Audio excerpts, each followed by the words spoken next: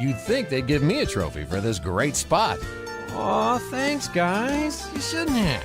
Yeah, about 16 now before news time at the top of the hour on AM 1230 and AM 1490. We've been talking for the last couple of days about New Year's resolutions. Even though it's the third day of January, it's still not too late to start that New Year's resolution.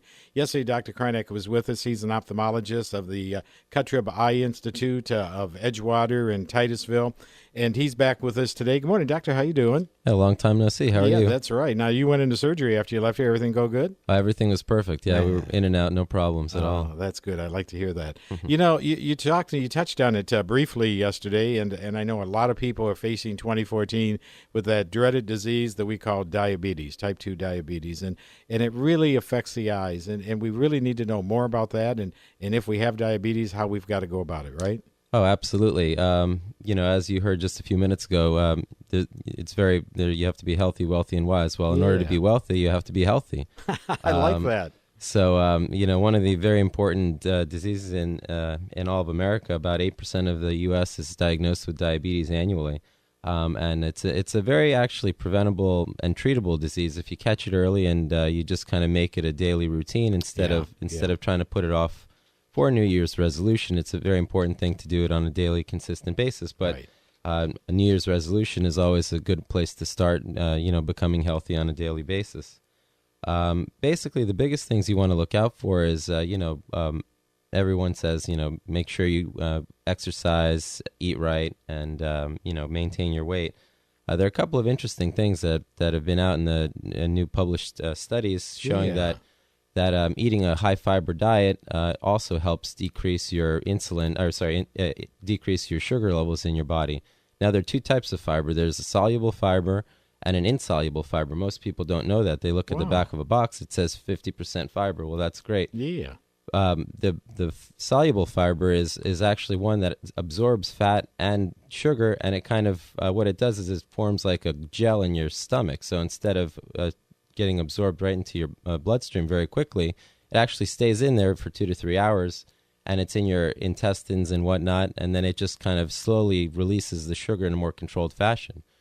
The easiest way to supplement with that would be something like Metamucil or Citracal.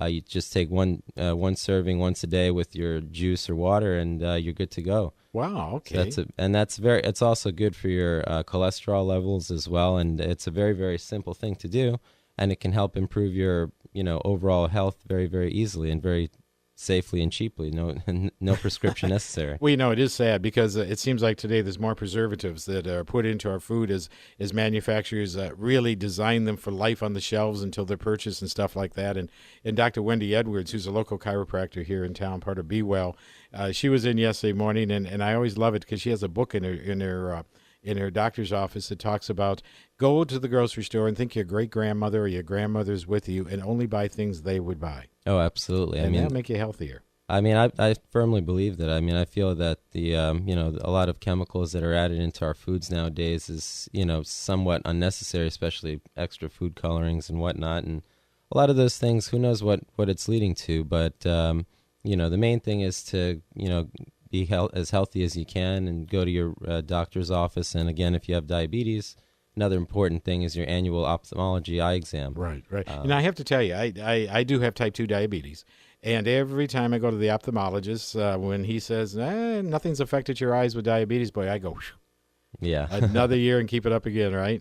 Well, it's the same thing. It affects every single part of your body. If you can see it in your eyes, you can see it. It's going to be in your kidneys. You can't just take a look. That's the one good thing about ophthalmology. You can have somebody's eye dilated and look into and actually see inside their bodies, basically, without any kind of scope or anything. So it's a very neat way to look at your whole systemic body.